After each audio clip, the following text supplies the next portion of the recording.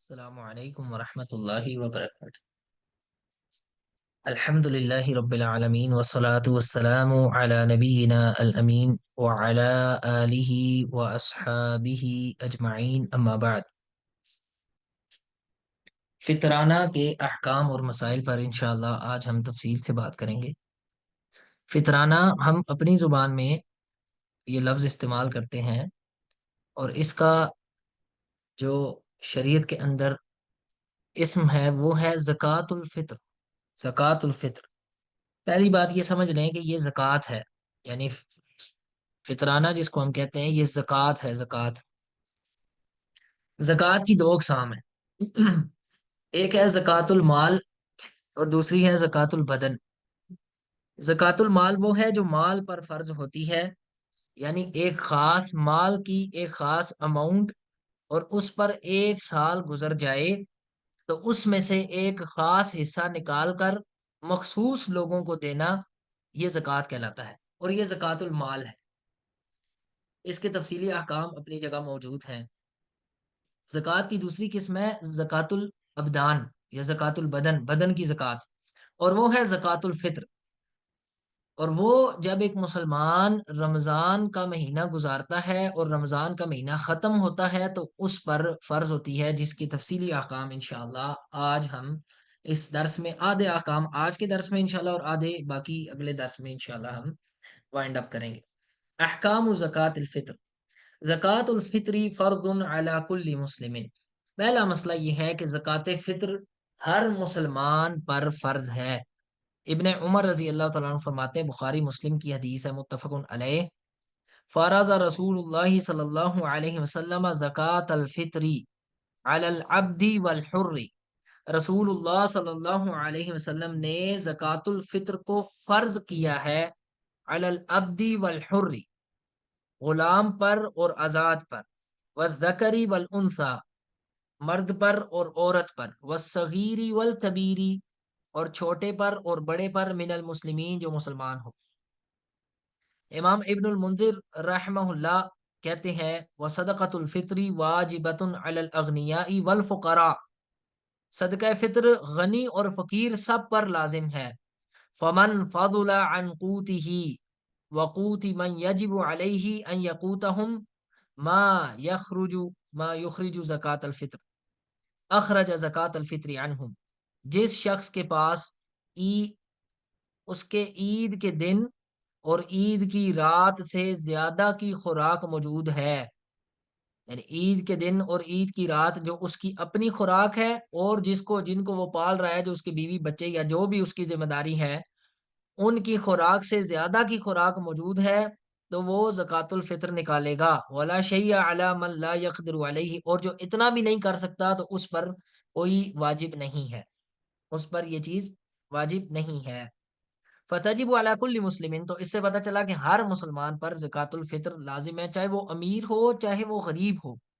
جب تک ایک شخص کے پاس عید کی رات اور عید کے دن کے کھانے سے زیادہ موجود ہے، اس کے کھانے سے اور اس کے گھر والوں کے کھانے سے زیادہ موجود ہے، یا جو ضرورت کی اشیاء ہیں ان سے زیادہ کوئی چیز موجود ہے، تو وہ زکوٰۃ الفطر اس پہ لازم ہے کہ وہ زکوٰۃ الفطر نکالے، چاہے وہ چیزیں بیچ کر ہی نکالے، لیکن اس پر زکوٰۃ الفطر نکالنا واجب ہے۔ یہ جمہور اہل علم کا قول ہے۔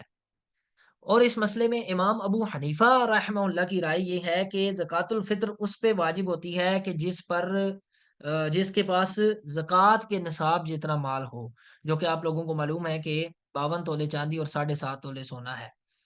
لیکن یہ بات درست نہیں ہے، یہ قول مرجوح ہے، باقی سارے ائمہ نے اس قول کو مرجوح قرار دیا ہے، کیونکہ یہ زکوٰۃ الابدان میں سے ہے، یعنی یہ زکوٰۃ البدن ہے فطرانہ، یہ زکوٰۃ المال نہیں ہے کہ اس میں مال کا نصاب رکھا جائے۔ تو اس لیے جس شخص کے پاس عید کے دن اور عید کی رات، چاند رات سے زیادہ کا کھانا وغیرہ موجود ہے، اس کے لیے اور اس کے بچوں کے لیے کی ضرورت گزارنے کے بعد، تو اس پہ زکوٰۃ الفطر نکالنا واجب ہے۔ صحیح مسلم کی حدیث ہے کہ رسول اللہ صلی اللہ علیہ وسلم نے فرمایا، لیس فی العبد صدقۃ الا صدقۃ الفطر، کہ جو غلام ہے اس میں کوئی صدقہ نہیں ہے، یعنی مالک پر، کیونکہ غلام کا تو کوئی مال نہیں ہوتا تھا.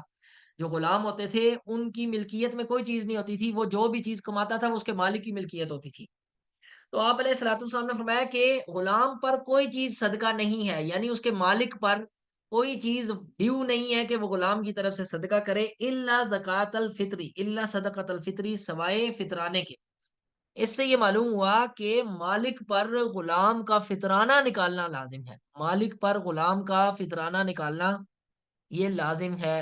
اور علماء اس کی علت یہ بیان کرتے ہیں کہ چونکہ مالک پر غلام کا خرچہ اٹھانا فرض ہے، اس لیے مالک پر لازم ہے کہ وہ اپنے غلام کا فطرانہ نکالے. پھر علماء اس پر قیاس کرتے ہیں باقی ان تمام لوگوں کو جن کا خرچہ اٹھانا شریعت میں انسان پر فرض ہے. جیسے انسان کے بچے ہیں، تو انسان کے جو بچے ہیں ان کا خرچہ اٹھانا انسان پر فرض ہے. تو علماء کہتے ہیں کہ جس طرح مالک پر لازم ہے کہ وہ اپنے ماتحت غلاموں کا فطرانہ نکالے، فطرانہ ادا کرے، اسی طرح والد پر فرض ہے کہ وہ جو بچوں کا خرچہ جو چلاتا ہے شرعاً اس پہ لازم ہے، تو ان کا فطرانہ نکالنا بھی اس پر لازم ہے اگر اس کی استطاعت ہو تو. اور استطاعت بتا دیا کہ عید کے دن اور عید کی رات سے زیادہ کا اگر اس کے پاس پیسے موجود ہیں یا خوراک موجود ہے تو وہ فطرانہ نکالے گا. اور اسی طرح علماء یہ اسی پر قیاس کرتے ہوئے یہ بھی کہتے ہیں کہ بیوی کا فطرانہ نکالنا بھی شوہر پر فرض ہے. اس کی وجہ یہ ہے کہ بیوی کا خرچہ اٹھانا بھی شوہر پر فرض ہے. اگرچہ بیوی اگر اپنے پیسوں میں سے اس کے پاس اپنے پیسے ہیں اور وہ نکال دے تو فطرانہ ہو جائے گا، لیکن اگر بیوی نہیں نکالتی تو پھر شوہر پر فرض ہے کہ اس کا فطرانہ نکالے. بہرحال اس مسئلے میں اختلاف ہے، کیا بیوی پر لازم ہے؟ تو شیخ ابن عثیمین رحمہ اللہ وغیرہ کی رائے تو یہ ہے کہ نہیں، بیوی کا فطرانہ شوہر پر لازم نہیں ہے. وہ کہتے ہیں اس لیے کہ بیوی جو ہے وہ بالغہ ہے، اور بالغہ عورت کے پاس اگر مال ہے تو وہ مالک ہو سکتا اور وہ اس کا خود فطرانہ نکالے گی. اگر اس کے پاس مال نہیں ہے تو اس کا شوہر اس کی طرف سے فطرانہ نکال دے تو ٹھیک ہے، اگر نہ نکالے تو وہ گنہگار نہیں ہے. لیکن جو بات صحیح معلوم ہوتی ہے، واللہ عالم، وہ جمہور ائمہ کا قول ہے کہ شوہر پہ لازم ہے کہ وہ بیوی کی طرف سے بھی فطرانہ نکالے، واللہ عالم، اور بچوں کی طرف سے بھی فطرانہ نکالے. اسی طرح اگر اس کے والدین بوڑھے ہیں اور والدین کا خرچہ بھی وہ چلاتا ہے تو والدین کی طرف سے بھی اس کے لیے لازم ہے کہ وہ فطرانہ نکالے. لیکن والدین کا خرچہ چلانا یہ ذہن میں رکھیں کہ شرعاً فرض ہے. اگر کسی آدمی نے اپنی بہن کے بیٹے کو، بھانجے کو گھر میں رکھا ہوا ہے اور اس کو پڑھا رہا ہے، اب اس کا خرچہ اٹھایا ہوا ہے اس نے، تو اس کا فطرانہ اس پہ فرض نہیں ہے، کیونکہ بہن کے بیٹے کو، بھانجے کو گھر لے کے آنا یا اس کو پڑھانا یا اس کو پالنا یہ شرعاً اس پہ فرض نہیں ہے، اس کا خرچہ اٹھانا شرعاً اس پہ فرض نہیں ہے. ٹھیک ہے، لیکن یہ اس نے احسان کرتے ہوئے اس کو گھر میں رکھ لیا تو اس کا فطرانہ اس پر فرض نہیں ہوگا. اگر فطرانہ نکال دیتا ہے چونکہ خرچہ چلا رہا ہے تو فطرانہ نکالنے میں کوئی مسئلہ نہیں ہے، تو اچھی بات ہے. بہرحال شرعاً اس پر فطرانہ فرض نہیں ہوگا. یعنی کئی لوگ ہوتے ہیں کہ وہ کئی گھروں کی کفالت کر رہے ہوتے ہیں، کئی گھروں کا خرچہ چلا رہے ہوتے ہیں، تو ان سب کا فطرانہ ان پہ فرض ہوگا؟ نہیں فرض ہوگا، کیونکہ وہ احسان کے طور پہ ان کے گھر کا خرچہ چلا رہے ہیں، نہ کہ شرعاً ان پر یہ لازم ہے. اسی طرح وہ بچہ جو حمل میں ہو، اس کا فطرانہ بعض تابعین سے ثابت ہے. کیونکہ علاوہ تابعی فرماتے ہیں، جیسا کہ مصنف عبد الرزاق میں ہے، وہ کہتے ہیں کان یعجبہم ان یعطوا زکاۃ الفطر عن الصغیر والکبیر حتی علی الحبل، حتی علی الحبل فی بطن امہ، کہ تابعین علماء یہ پسند کرتے تھے کہ بچے کا فطرانہ نکالا جائے، اور حتیٰ کہ وہ یہ بھی پسند کرتے تھے کہ جو ماں کے پیٹ میں ہے، حمل ہے، اس کا بھی فطرانہ نکالا جائے. لیکن یہ ذہن میں رکھیں کہ یہ مشروط ہے اس شرط کے ساتھ کہ حمل 4 مہینے کا ہو گیا ہو، کیونکہ 4 مہینے سے پہلے تو روح نہیں آتی، 4 مہینے کے بعد روح آتی ہے. تو علماء یہ کہتے ہیں کہ وہ 4 مہینے کا ہو گیا ہو تو پھر اس کے بعد اس کا فطرانہ نکالا جائے گا. اس سے پہلے کیونکہ اس کے اندر روح نہیں آئی اس لیے وہ انسان نہیں ہے. تو یہ فطرانے کے کن لوگوں پر فرض ہے اور کن لوگوں پر فرض نہیں ہے، یہ اس حوالے سے بات تھی. اگلا مسئلہ ہے مما یخرج زکوٰۃ الفطر، کہ فطرانہ کس چیز میں سے نکالا جائے گا. ابو سعید خدری رضی اللہ عنہ فرماتے ہیں، صحیح بخاری اور مسلم کی متفقن علیہ حدیث ہے، كنا نخرج في عهد رسول اللہ صلی اللہ علیہ وسلم یوم الفطر صاعا من طعام. اس سے پہلے میں ابن عمر رضی اللہ عنہ کی حدیث پڑھ دوں. ابن عمر رضی اللہ عنہ کہتے ہیں بخاری مسلم میں، اور پہلے میں نے یہ حدیث پڑھ دی ہے لیکن مکمل حدیث کیا ہے، وہ کہتے ہیں فرض رسول اللہ صلی اللہ علیہ وسلم زکات الفطر صاعا من تمر او صاعا من شعیر علی العبد والحر والذکر والانثى والصغیر والکبیر من المسلمین، کہ رسول اللہ صلی اللہ علیہ وسلم نے فرض کیا ہے صدقہ فطر کو ایک سا کھجور میں سے، اور ایک سا جو میں سے، یا ایک سا جو میں سے، مرد اور عورت پر، چھوٹے اور بڑے پر. وَأَمَرَ بِهَا أَن تُؤَدَّى قَبْلَ خُرُوجِ النَّاسِ إِلَى الصَّلَاةِ، اور حکم دیا کہ لوگ عید کی طرف آنے سے پہلے اس کو ادا کریں. اب اس حدیث سے پتہ چلا کہ صدقہ فطر کھجور میں فرض ہے اور جو میں فرض ہے. اور ابو سعید خدری رضی اللہ عنہ کی حدیث ہے، وہ اس کو مزید ایکسپلین کرتی ہے. اگر ہم صرف اس ایک حدیث کو لے لیں تو اس سے یہ پتہ چلتا ہے کہ نبی علیہ الصلوۃ والسلام نے جو میں فرض کیا ہے، اور کس میں فرض کیا ہے، اور کھجور میں فرض کیا ہے. لیکن ابو سعید خدری رضی اللہ عنہ کی حدیث اس کو ایکسپلین کرتی ہے جو صحیح بخاری میں ہے 1510. ابو سعید خدری کہتے ہیں کننا نخرج فی عہد رسول اللہ صلی اللہ علیہ وسلم یوم الفطر صاعا من طعام، کہ ہم رسول اللہ صلی اللہ علیہ وسلم کے زمانے میں کھانے میں سے ایک سا نکالتے تھے. ہم کھانے میں سے ایک سا نکالتے تھے. اور ابو سعید خدری کہتے ہیں وَقَانَ طَعَامُنَا الشَّعِيرُ وَالزَّبِيبُ وَالْعَقِطُ وَالتَّمْرُ، اور ہمارا کھانا کیا ہوتا تھا، جو اور زبیب یعنی کشمش، والعقط اور پنیر، والتمر اور کھجور، یعنی چار چیزوں کا انہوں نے ذکر کیا ہے. ابن عمر رضی اللہ عنہ کی حدیث میں دو چیزوں کا ذکر ہے، ابو سعید خدری رضی اللہ تعالیٰ عنہ کی حدیث میں چار چیزوں کا ذکر ہے. وہ کہتے ہیں کہ نبی علیہ الصلوۃ والسلام نے، اب غور کرنے کی بات یہ ہے کہ یہ حدیث ڈیٹیلڈ حدیث ہے. وہ ایسے ہی کہ ابو سعید خدری کہہ رہے ہیں کہ ہم نبی علیہ الصلوۃ والسلام کے دور میں کھانے میں سے زکات الفطر نکالتے تھے. پھر آگے وہ کہہ رہے ہیں کہ ہمارا کھانا یہ تھا، یعنی ہمارا کھانا ہی یہ تھا تو اس لیے ہم اس میں سے نکالتے تھے. تو یہاں سے یہ معلوم ہوا کہ زکات الفطر اس کھانے کے اندر فرض ہے جو کھانا آپ کھاتے ہیں. آپ کے معاشرے کے اندر اصل جو خوراک ہے، جو معروف کھانا ہے، جو اکثر لوگ کھاتے ہیں یا زیادہ وقت کھاتے ہیں، تو وہ جو ہے وہ کھانا اس میں سے زکات الفطر ادا کی جائے گی. جیسے ہم لوگ پاکستان کے لوگ جو ہیں وہ آٹا زیادہ استعمال کرتے ہیں، یعنی ہر کھانے میں ہمارا آٹا، مثلا ناشتے کے اندر پراٹھا ہوگا، دوپہر کو روٹی ہوگی، روٹی کے ساتھ سالن ہوگا. سالن تو ہمارا چینج ہوتا رہتا ہے ہر ایک دن بعد، 2 دن بعد، لیکن روٹی سیم رہتی ہے. ٹھیک ہے، یعنی یہ اصل خوراک ہے ہماری روٹی. اسی طرح چاول ہے، کبھی ہم روٹی کی جگہ چاول رکھ لیتے ہیں، لیکن ایسا کبھی نہیں ہوا کہ آج روٹی نہیں ہے تو آج ہم خالی جو ہے وہ چکن جو ہے وہ کھا لیں گے. ہاں ریفریشمنٹ کے طور پہ بندہ کر سکتا ہے کہ چلیں تھوڑا ریفریشمنٹ چائے کے ساتھ کھا لیے وہ، لیکن جو خوراک ہے، جو عام طور پہ کھانا ہوتا ہے، وہ اس کو ہم اس کے اندر روٹی کو ہم شامل کرتے ہیں. تو بیسک جو خوراک ہے وہ ہماری گندم ہے اور چاول ہے، یہ ہماری بیسک خوراک ہے. بہرحال اس کے ساتھ اگر دالیں بھی ایڈ کر لی جائیں، کیونکہ دالوں کو بھی پریزرو کیا جا سکتا ہے، تو اس میں بھی حرج کی بات نہیں ہے، لیکن بہتر یہی ہے کہ جو ہمارا بیسک کھانا ہے اسی تک محدود رہا جائے. امام ابن تیمیہ رحمہ اللہ نے اس میں بڑی تفصیل سے مجموع الفتاوی میں کلام کیا ہے.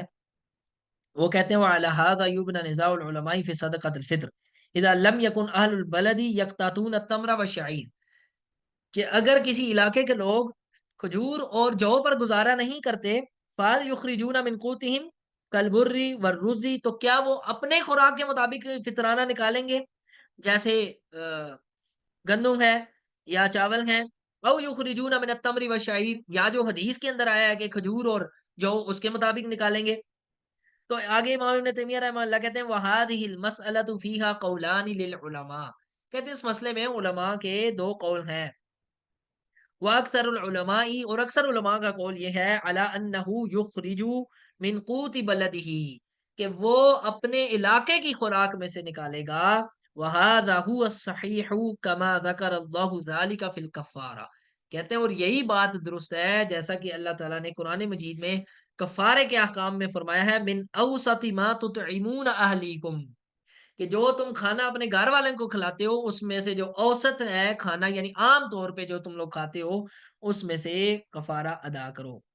وہ کہتے ہیں من ھذا الباب، اسی باب سے یہ مسائل بھی ہیں کہ آپ کے علاقے کے اندر اگر شلوار قمیض پہنی جاتی ہے، کہتے ہیں ان الغالب علیہ وعلی اصحابہ انہم کانوا یعتذرون ویرتدون، کہ نبی علیہ الصلوۃ والسلام کے جو دور میں لوگ ہیں وہ ازار باندھتے تھے نیچے اور اوپر چادر لیتے تھے، نیچے ازار اور اوپر چادر. فہل الافضل لکل احد ان یرتدی ویعتذر ولو مع قمیص، کہتے ہیں کہ کیا اب ہر کسی پر یہ افضل ہے، اس کے لیے یہ سنت ہے قیامت تک کے لیے کہ وہ جو ہے وہ نیچے چادر لے، اظہار لے، جی جس کو دھوتی کہتے ہیں ہم لوگ پنجاب میں جو دھوتی باندھتے ہیں لوگ، اور اوپر ایک چادر لے لے یا قمیص لے لے. او الافضل له ان يلبس مع القمیص السراویل، یا قمیص کے ساتھ شلوار پہنے، من غیر حاجت الى الازار والرداء، اور ازار اور رداء نہ پہنے. کہتے ہیں هذا ايضا مما نازع فيه العلماء، اس میں بھی علماء کا نزاع اسی طرح ہے. والثانی اظہر، لیکن دوسری بات زیادہ صحیح ہے، وہ یہی ہے کہ لباس کے معاملے میں آپ اپنے کلچر کو فالو کریں گے، لباس کے معاملے میں اپنے کلچر کو فالو کرنا سنت ہے. نبی علیہ الصلوۃ والسلام نے کیوں ازار پہنا اور ردا پہنی؟ کیونکہ ان کے علاقے کا کلچر تھا. وَهَذَا بَابٌ وَاسِعٌ، اور یہ باب وسیع ہے، یہ باب وسیع ہے، یعنی اگر کوئی ردا وغیرہ بھی پہن لے تو اس میں حرج نہیں ہے. تو فطرانے میں بھی یہی مسئلہ ہے کہ آپ کے علاقے میں جو چیز خوراک استعمال کی جاتی ہے اسی کے اندر سے فطرانہ نکالا جائے گا. ابو سعید خدری رضی اللہ عنہ کی حدیث اس پر دلیل ہے، اور یہی اہل علم کا قول ہے کہ کھانے کے اندر سے ہی فطرانہ نکالا جائے. اب ہمارے معاشرے میں کئی لوگ نقدی دیتے ہیں تو نقدی سے پرہیز کیا جائے، بلکہ کھانا نکالا جائے، یہی جمہور اہل علم کا قول ہے، اور مالکیہ اور شافعیہ کا یہی مذہب ہے، اور حنابلہ کا بھی یہی مذہب ہے. وَهُوَ قَوْلُ اللَّجْنَةِ الدَّائِمَةِ، اور سعودیہ کی فتویٰ کمیٹی کا بھی یہی فتویٰ ہے، وابن باز وابن عثیمین والالبانی، اور اسی طرح کبار علماء میں سے شیخ ابن باز، ابن عثیمین، شیخ البانی اور کئی دوسرے علماء کا یہی قول ہے. دوسرا قول یہ ہے کہ زکوٰۃ الفطر میں نقدی بھی ادا کی جا سکتی ہے، نقدی بھی ادا کی جا سکتی ہے. اور اس کی دلیل، نقدی ادا کرنے کی جو دلیل ہے اس پر چلیں ہم بعد میں آتے ہیں. یہ جو نقدی ادا کرنے کا جو قول ہے وہ ثابت ہے حسن بصری رحمہ اللہ سے جو تابعی ہیں، عمر بن عبدالعزیز رحمہ اللہ سے، اور امام ابو اسحاق السبیعی جو تابعین میں سے ہیں، وہ کہتے ہیں ادرکتہم انہم کانوا یعطون انہم کانوا یعطون فی صدقۃ رمضان بقیمت الدراہم، کہتے ہیں کہ میں نے اہل علم کو اس پر پایا کہ وہ قیمت دیتے تھے، وہ قیمت دیتے تھے زکوٰۃ الفطر کی.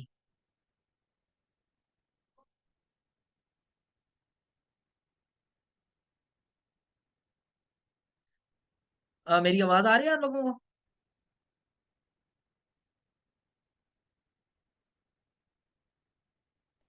جی آ رہی ہے آپ کی آواز.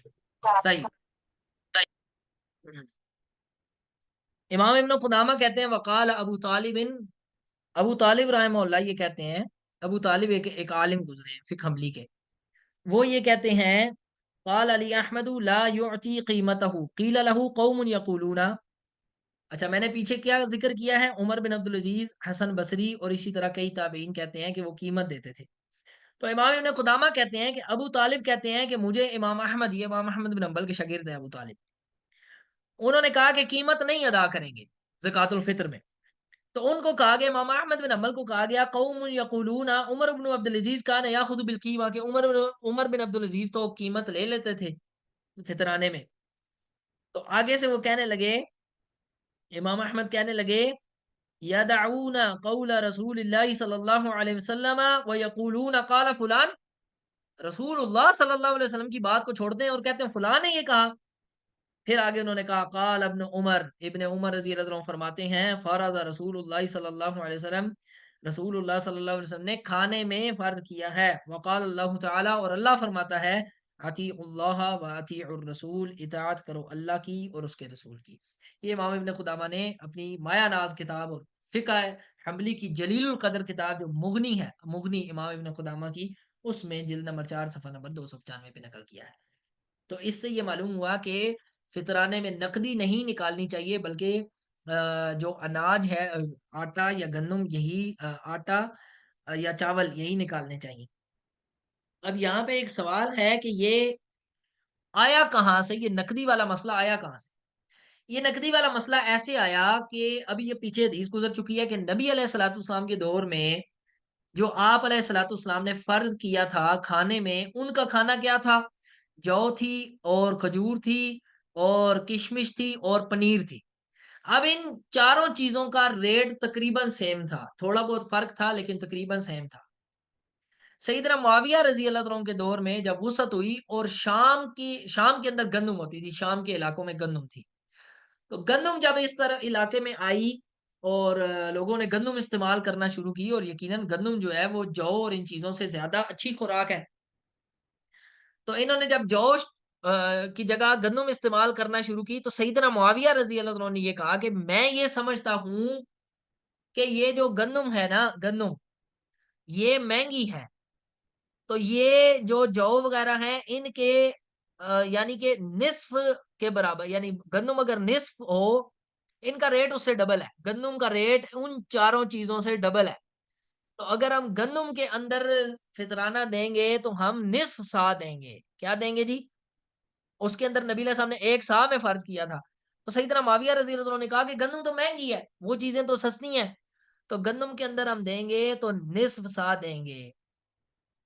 تو سیدنا ابو سعید خدری رضی اللہ عنہ اس کو بیان کرتے ہیں صحیح مسلم کے اندر، اور بخاری کے اندر بھی 1508 اور مسلم میں 985 اور ابن ماجہ میں بھی 1829، کہتے ہیں فلم نزل نخرجہ حتی قدم علینا معاویہ بن ابی سفیان حاجا او معتمرا فکلم الناس علی المنبر، کہتے ہیں کہ سیدنا معاویہ رضی اللہ عنہ آئے آج عمرہ کرنے، تو ممبر پہ انہوں نے یہ کہا اسی طرح انی ارا ان مدین من ثمراء الشام تعدل صاعا من تمر، کہتے ہیں کہ میں یہ سمجھتا ہوں کہ یہ جو گندم ہے اس کا آدھا سا کھجور کے ایک سا کے برابر ہے۔ فاخذ الناس بذلک، تو کئی لوگوں نے آپ کی بات لے لی اور آدھا سا گندم میں سے، یعنی سیدنا معاویہ رضی اللہ عنہ نے اس کی قیمت کی طرف دیکھا ہے۔ غور کریں کہ میں مسئلہ یہ بیان کر رہا ہوں کہ قیمت جو کہتے ہیں قیمت دینا جائز ہے، ان کی دلیل کیا ہے؟ ان کی دلیل یہ ہے کہ سیدنا معاویہ رضی اللہ عنہ نے اس کی قیمت کا اعتبار کیا ہے، اور کئی علماء نے، کئی صحابہ میں سے کئی لوگوں نے ان کی پیروی کر لی، ان کی بات مان لی۔ فاخذ الناس بذلک، ابو سعید خدری کہتے ہیں فاما انا فلا ازال اخرجه کما كنت اخرجه على عهد رسول اللہ صلی اللہ علیہ وسلم ابدا ما عشت، ابو سعید خدری کہتے ہیں میں جب تک زندہ رہوں گا، میں رسول اللہ صلی اللہ علیہ وسلم جو کام کرتے تھے میں وہی کرتا رہوں گا، میں ایک سا ہی ادا کروں گا، میں نصف سا کی طرف نہیں جاؤں گا، میں نصف سا ادا نہیں کروں گا۔ صحیح ہے، تو وہ اسی طرح دیتے رہے۔ جب ان سے کہا گیا کہ جو جس طرح ایک اور روایت میں ہے شرح معانی الاثار امام طحاوی کی 3110، ان سے کہا گیا فقال له رجل او مدین من قمح، کہ اگر نصف سا دے دیں گندم میں سے، فقال لا، کہنے لگے نہیں، تل کا قیمت معاویہ، یہ سیدنا معاویہ رضی اللہ عنہ کی قیمت ہے، لا اقبلها ولا اعمل بها، نہ میں اسے قبول کرتا ہوں اور نہ میں اس پہ عمل کرتا ہوں۔ تو اس سے معلوم ہوا کہ صحابہ کرام رضوان اللہ علیہم اجمعین میں اس مسئلے پر اختلاف تھا۔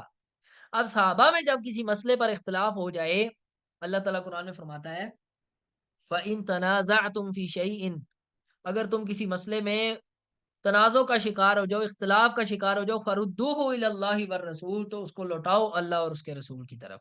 تو رسول اللہ صلی اللہ علیہ وسلم سے ہمیں یہی ملتا ہے کہ آپ علیہ الصلوۃ والسلام نے کھانے میں ایک سا فرض کیا ہے، تو کھانے کے اندر گندم ہو یا جو بھی ہو اس کی قیمت کو نہ دیکھیں، اور آج کے دور میں اگر ہم قیمت کو دیکھیں تو قیمتیں تو مختلف ہیں، کشمش کا ریٹ اور ہے، کھجور کا ریٹ اور ہے، تو پھر آپ کس کے ریٹ کے مطابق دیں گے؟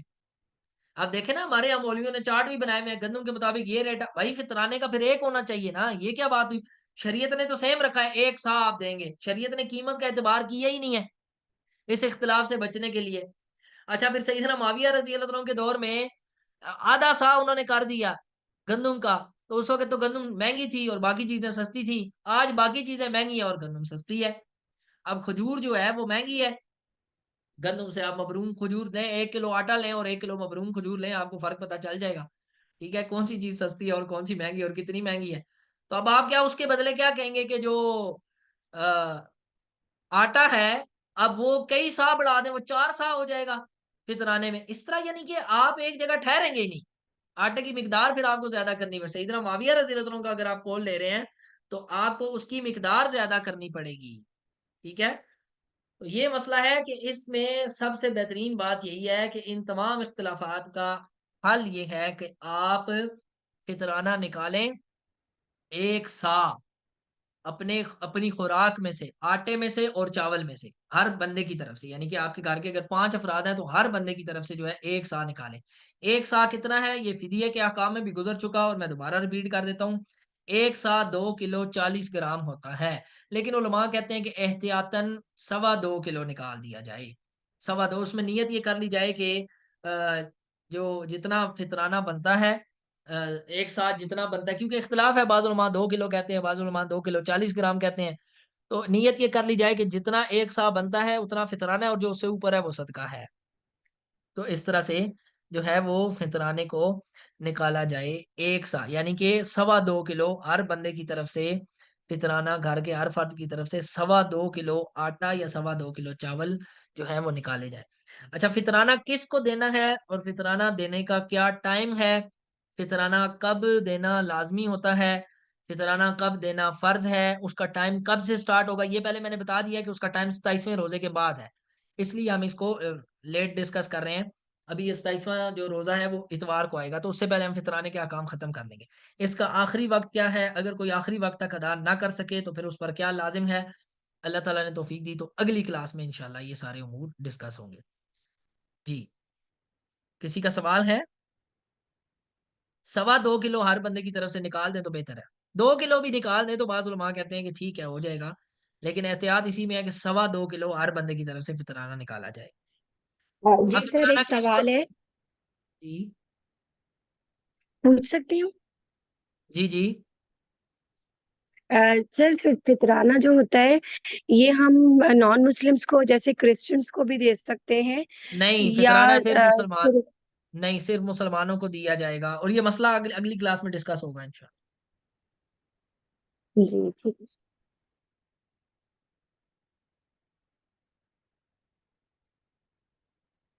اور کوئی سوال ہے؟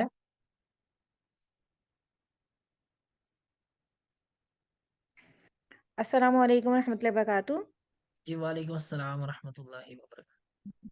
استاد محترم، میرا یہ سوال ہے کہ اگر کوئی ابراڈ رہتا ہے تو وہ فطرانہ جو دے گا تو وہ پاکستان میں دے سکتا ہے، اور اگر پاکستان میں دے گا تو وہ مطلب پاکستان کی ہی قیمت کے لحاظ سے ہی دے دے کہ مطلب نہیں، جو کچھ آپ لحاظ سے؟ خوراک کھاتے ہیں آپ اس خوراک کا فطرانہ نکالیں گے نا. آپ جو خوراک کھا رہے ہیں نا، آپ دیکھیں ہمارے پاکستان میں بھی کئی لوگ دیسی آٹا کھاتے ہیں، کئی لوگ دوسرا آٹا کھاتے ہیں جو فارمی آٹا ہوتا ہے، کئی لوگ چکی والا آٹا کھاتے ہیں. تو جو وہ خوراک کھاتا ہے خود اس میں سے نکالے گا، اس میں سے آٹا نکالے گا. دوسری بات یہ کہ اگر آپ کے ارد گرد فقیر اور مسکین موجود ہیں تو ان کو دیں، یہ زیادہ بہتر ہے. لیکن اگر آپ پاکستان بھجوانا چاہتے ہیں تو بھی ٹھیک ہے. پھر یہ ہے کہ اگر آپ پیسے بھجوانا چاہتے ہیں تو آپ کسی کو وکیل مقرر کر دیں. پاکستان میں آپ کے ریلیٹیوز ہوں گے، رشتے دار ہوں گے، تو آپ ان کو کہیں کہ ہم آپ کو پیسے بھیج رہے ہیں، آپ آٹا خرید کے پاکستان میں آٹا خرید کے جا کے ان کو مساکین کو ان کے گھروں میں دے دیں. ٹھیک ہے، ایسے کر. جی استاد محترم، میں یہی پوچھنا چاہی تھی کہ آٹے کی قیمت میں فرق ہے، مطلب پاکستان میں کچھ اور ہے، یہاں پہ کچھ اور ہے، تو آپ ہم تو اپنی قیمت کے مطابق، اپنی قیمت جو آپ کھاتے ہیں اس کی قیمت کے مطابق. ٹھیک ہے. جزاک اللہ خیر. مثلا وہاں کی قیمت کیا ہے آٹے کی؟ مثلا 1 کلو آٹا مثلا $10 کا ہے، تو $10 کا آٹا جتنا بنتا ہے اتنا یہاں پہ نکال کے پھر مسکین کو دیں گے. ٹھیک ہے. جزاک اللہ خیر. طيب. اچھا، ایک سوال اور تھا کہ سر ہمیں صرف کیا آٹے کے بدلے مطلب جیسے کہ ہمیں آٹا ہی دینا ہے، اگر ہم کیا نام ہے اس کے بدلے پیسے دے دیں جتنے کا وہ چیز آتی ہے؟ ہاں جی، امام ابو حنیفہ رحمہ اللہ کے نزدیک تو پیسے دینا بالکل درست ہے اور اس میں کوئی حرج نہیں ہے. لیکن باقی 3 ائمہ امام مالک، شافعی اور احمد کہتے ہیں نہیں، پیسے نہیں دینے چاہیے، پیسے دیں گے تو فطرانہ ہی نہیں ہوگا. خیر ہم اتنی سختی تو نہیں کرتے، ہم یہ کہتے ہیں کہ اگر کوئی پیسے دے تو فطرانہ ہو جائے گا انشاءاللہ، کیونکہ کئی صحابہ نے قیمت کا اعتبار کیا ہے. اور امام ابو سعید ابو اسحاق السبیعی رحمہ اللہ کہتے ہیں کہ میں نے علماء کو اس پر پایا ہے، اور عمر بن عبدالعزیز رحمہ اللہ وہ بھی قیمت فطرانے کی لے لیا کرتے تھے، بلکہ انہوں نے یہ اس کو جاری کر دیا. تو اس لیے اگر کوئی پیسوں میں دیتا ہے تو انشاءاللہ فطرانہ ہو جائے گا، لیکن بہتر یہی ہے کہ سنت پر عمل کرے اور نبی علیہ الصلوۃ والسلام کا جو طریقہ ہے اسی کو فالو کرے۔ السلام علیکم ورحمۃ اللہ وبرکاتہ۔ استاد وعلیکم محترم، اگر ہم یوں کریں کہ گندم بھی اور چاول بھی اور کھجورے بھی، مطلب 3-4 چیزیں اس طرح سے کر نہیں کے دے کھجور دیں، نہیں صرف ہے نا، ایک کھجور نہیں چیز۔ آپ کر سکتے کیونکہ کھجور پہ تو ہم لوگ گزارا نہیں کرتے، کھجور ہماری بیسک خوراک نہیں ہے۔ گندم ٹھیک ہے اور چاول ٹھیک ہے، ہماری جو بیسک خوراک ہے اس میں سے آپ نے فطرانہ نکالنا ہے۔ گندم، چاول اور دالیں، اس طرح ہاں سے جی مختلف جی چیزیں جی دے دیں۔ ہاں جی ہاں جی کر سکتے ہیں، مختلف کر سکتے ہیں۔ جزاک اللہ خیر۔ السلام علیکم ورحمۃ اللہ وبرکاتہ۔ جی اور کسی کا سوال ہے؟ ہم کلاس اینڈ کریں، نیکسٹ کلاس میں انشاءاللہ ہم فطرانے کے مسائل کو ہفتے والے دن ہماری کلاس ہوگی، میرے خیال سے 1:30 پہ ہی ہوگی شاید انشاءاللہ، تو مزید ڈسکس کریں گے انشاءاللہ۔ بارک اللہ فیکم، پھر آپ کے جو کوسچنز ہوں گے ان کو بھی مزید ڈسکس کر لیں گے انشاءاللہ۔ السلام علیکم ورحمۃ اللہ وبرکاتہ۔ وعلیکم السلام ورحمۃ اللہ